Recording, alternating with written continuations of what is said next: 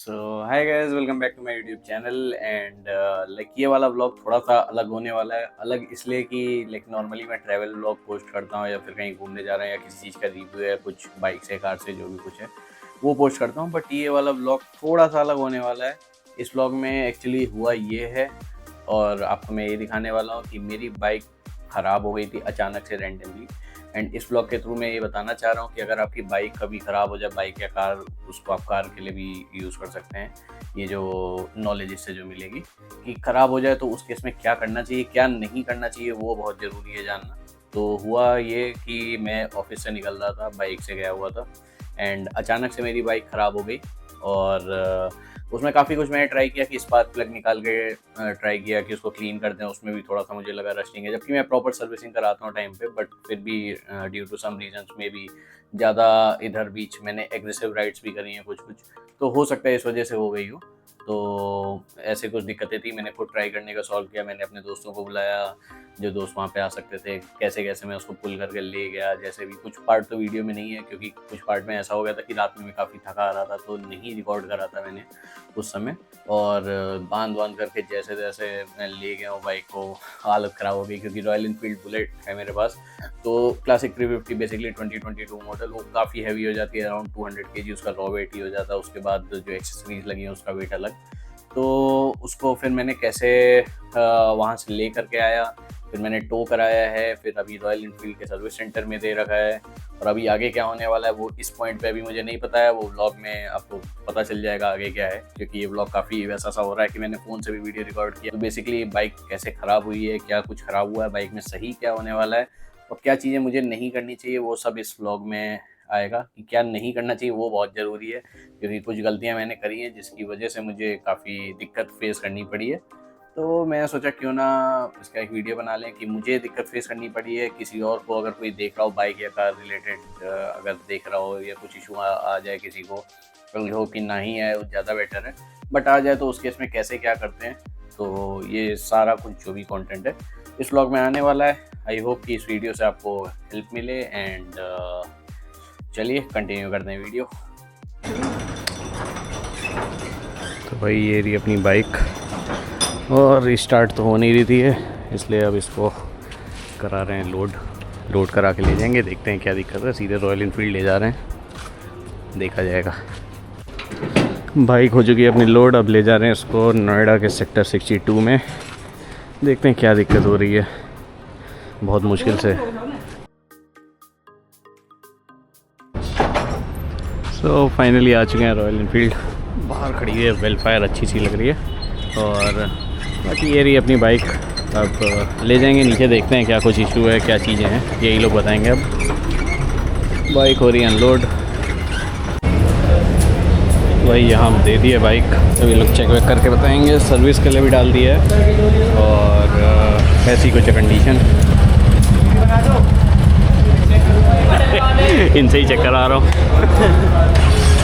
इन्हीं को बोल दिया चेक करने के लिए, बाकी बाइक छोड़ के जा रहे हैं। तो भाई बाइक हो चुकी है रेडी। और बाइक में दिक्कत ये थी कि बाइक का जो इग्निशन कॉइल है यहाँ पे, उसमें आ चुकी थी रशिंग और उसी की वजह से बाइक स्टार्ट नहीं हो रही थी। अभी बाइक स्टार्ट हो रही है, बट हाँ ये रस्सी जो बंधी हुई है उसको खोल दिया जाएगा और फिर देखते हैं। आज वॉश तो यहाँ हो नहीं पाएगी, तो वॉश करे भी नहीं ले जाते हैं। एंड काफ़ी खुशी मिल रही है कि बाइक फाइनली स्टार्ट हो गई। और इसके साथ दिक्कत ये हुई थी कि बाइक का ना, जैसे इग्निशन कॉइल, वो स्पार्क प्लग वो ये सब मैंने बताया कि मैं खुद से ट्राई कर रहा था सही करने के लिए। स्पार्क प्लग मैंने लूज़ छोड़ रखा था। तो एक सबसे बड़ी गलती मेरी यही थी कि स्पार्क प्लग मुझे लूज़ ऐसे छोड़ना नहीं चाहिए था, नहीं तो उन्होंने बताया कि यहाँ पे ब्लास्ट भी हो सकता था इनफैक्ट, कि स्पार्क प्लग लूज़ है और मैं स्टार्ट करने का ट्राई कर रहा हूँ। और इसके साथ साथ एक दूसरी गलती ये थी कि बाइक मैंने मतलब ऑफ नहीं, मतलब जब स्टार्ट हो ही नहीं रही थी तो आते टाइम क्या किया था, जब टो करा रखा था तो इसकी लाइट ऑन कर दी थी, फॉग लाइट और सब। उसकी वजह से इसकी बैटरी हो गई थी डाउन। तो बैटरी भी इन्होंने चार्ज वार्ज करी है, मतलब बताया तो यही है कि चार्ज करिए, बाकी देखते हैं। एक बार बाहर ले चलता हूँ तो और अच्छे से बताता हूँ। अभी तो यहीं शोरूम पे अभी थोड़ा सा लंच वंच चल रहा है, लंच के बाद दिखाते हैं क्या है इसकी एक्चुअल कंडीशन। कार्ड वार्ड बनवा के बाहर ले चलते हैं। तो यार बाइक ले आए हैं अपने शोरूम से, अब इधर आ चुकी है। वॉश नहीं हो पाई थी, जैसा बताया वहाँ पे ख़राब था थोड़ा सा, जो उनका वॉशिंग वाला पंप था। तो मेन जो चेंज हुआ है वो चेंज हुआ है, अपना स्पार्क प्लग चेंज हुआ, क्लीन व्लीन हुआ है, चेंज हुआ है। और जो इसका इग्निशन कॉइल था वो जल चुका था, वो चेंज करा लिया है। एंड उसके साथ साथ थोड़ा सा एग्जॉस्ट नोट भी गड़बड़ आ रही थी, वो सही हुआ है। टैपेक्स राउंड फिक्स हुई है और इंजन ऑयल अपना चेंज वेंज करा लिया, बेसिकली पूरी सर्विस करा ली है और सही हो गई है। अभी बाइक सही चल रही है। एक्सलेटर केबल लेवल भी चेंज हुआ है इसमें, तो अभी बाइक सही चल रही है। मेन दिक्कत बस वही हो गई थी, स्पार्क प्लग थोड़ा सा जो लूज़ कर रखा था और इग्निशन कोयल का जो बताया मैंने कि जल गई थी, इसी वजह से चालू नहीं हो पाई थी। तो ऐसे में कभी दिक्कत हो, सबसे मेन जो चीज़ है वो ये है कि बार बार ऐसे स्टार्ट नहीं करना चाहिए। कि जैसे मैंने 2-3 बार ट्राई किया कि स्टार्ट करके, तो उससे क्या हुआ, बैटरी डाउन हो गई। और बैटरी का एक तो ये इशू था। दूसरा ये था, स्पार्क प्लग को अगर गड़बड़ कर रखा है, जैसे थोड़ा भी अगर लूज़ करके चला रहे हैं तो गाड़ी फटने का बहुत चांस रहता है वहाँ पे, कि टैंक के नीचे फट सकता है, तो वो रिस्क है। इसलिए ये काम ना करें। और बाकी मैंने तो जैसे तैसे रस्सी से बांध करके खींच के ले गया था, क्योंकि आधे से आ नहीं रहा था रात में, तो उसमें भी बहुत दिक्कत आई थी। तो इसीलिए चाहे इंश्योरेंस में हो या फिर अलग से अगर आपने कर रखा है सेपरेट, तो RSA ज़रूर लेके रखना चाहिए, कभी भी ज़रूरत पड़ सकती है। 1-1.5 घंटा वो लोग भी लगाते हैं, बट हाँ, क्योंकि ये काफ़ी भारी है बाइक, तो खींचने में होती है दिक्कत, इसलिए इसका RSA तो मैंडेटरी है, लाइक मस्ट रखना ही चाहिए। क्योंकि अभी लाइक ऐसे कभी मेरी बाइक बंद नहीं हुई, बट पहली बार ऐसा हुआ था कि लगभग 4 साल हो चुके हैं बाइक के, पहली बार ऐसा हुआ कि बाइक बंद हुई और एकदम झेल गया।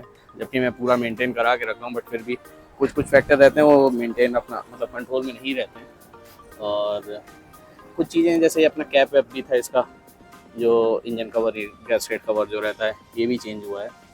तो बाकी अगर सर्विस के लिए जाना हो रॉयल इनफील्ड, अगर कोई नोएडा, दिल्ली, NCR ये सब रीजन में हो, तो अपना सेक्टर 62 में जा सकता है। वहाँ पे एक विपिन भाई हैं, उनसे ही मैं तो करवाता हूँ और बार, तो एकदम बढ़िया से कर देते हैं।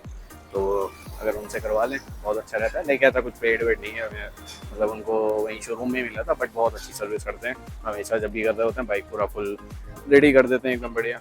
एंड कुछ मॉडिफिकेशन रिलेटेड अगर किसी को कुछ पूछना हो पूछ सकता है। बाकी ऐसा ही कुछ था ये वाला अपना जो ब्लॉग, तो इसको यहीं पे ख़त्म करते हैं। मिलते हैं फिर किसी नेक्स्ट व्लॉग में, किसी ट्रिप पे। काफ़ी गर्मी हो चुकी है। मिलते हैं नेक्स्ट व्लॉग में, तब तक के लिए गुड बाय।